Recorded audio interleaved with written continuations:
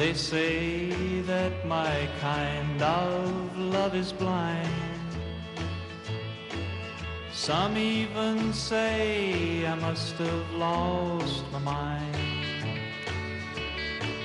But if I knew I'd never kiss your lips again, I'd rather die before this day ends. Proclaimed the international ambassador of country music thanks to his performances around the world in the 1970s, George Hamilton IV began his career in the mid-1950s, marketed as a teen-oriented pop star. While enrolled at the University of North Carolina at Chapel Hill, he appeared on a live music show on a Durham, North Carolina television station. It was there that George was introduced to two men who would change his life: Orville Campbell of Colonial Records, a small label based in Chapel Hill, and songwriter, producer, arranger John D. Loudermilk. Hamilton approached Campbell about perhaps recording a few tunes for his label. Campbell seemed interested in the idea. Loudermilk, meanwhile, had written his first composition called A Rose and a Baby Ruth and played it for George, who was initially unimpressed. John took his song to Campbell. One thing led to another, and Hamilton found himself in the campus radio station recording A Rose and a Baby Ruth, a song that he really didn't care for. Colonial issued the record to regional distribution, but to everyone's surprise, ABC Paramount picked up the master and released it nationally. After A Rose and a Baby Ruth reached number 6 on the Billboard Hot 100 in 1956, George was assigned to tour with the Everly Brothers and Buddy Holly, but cracked the pop top 10 only one more time with a song called Why Don't They Understand? It was an ironic title because Hamilton didn't really want to continue pursuing success in the pop music world anyway.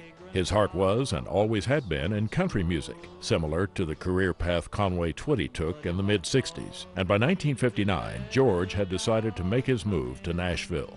A few months after Hamilton's arrival in Music City, he was asked to join Nashville's prestigious Grand Ole Opry, even though he hadn't yet scored a country hit. However, George's sincerity shone through, and his love of country music was evident. He was still under contract to ABC Paramount, which wasn't too enamored with the idea of George going country, but undeterred, Hamilton began scouting for country songs to record. He found one called Before This Day Ends, co-written by Roy Drusky, Vic McAlpin, and Marie Wilson.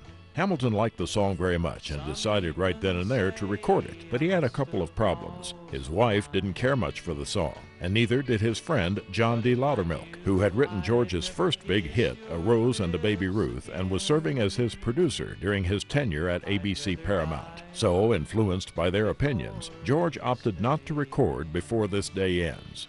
At the session a few days later, George and his team were working to perfect a song called Loneliness All Around Me, when in walked Roy Drusky and Vic McAlpin. They knew about the session and, thinking that Hamilton was going to record their song, decided to drop in and observe. George thought, well, I guess I've got to record it now, so with just 15 minutes left on the session, they worked up a quick arrangement and rushed through Before This Day Ends, nailing it on the very first take, the only one they really had time for anyway, thus ending the session on schedule. By the way, this was the first session for steel guitarist Pete Drake, who recorded Any More with Roy Drusky the next day and went on to become one of Nashville's all-time most revered session players. Before This Day Ends became a number 4 hit on Billboard's country singles chart, marking George Hamilton IV's solid first outing as a country recording artist. Shortly afterward, RCA Victor came calling with a much more lucrative contract than ABC Paramount's, and George was on his way to a long and successful country music career. 3 years later, his 1963 number 1 smash Abilene, usually mistakenly credited to Loudermilk, although it was actually written by Lester Brown and Bob Gibson, became one of the biggest hits of the 60s and an all-time country standard. One last footnote, in probably one of the quickest covers ever, Eddie Arnold had his own hit with Before This Day Ends just 1 year after Hamilton's original top 5 release. Arnold's version wasn't as successful, though, reaching only number 23. But if I thought that you could let a doubt come in, I'd rather die before this day ends.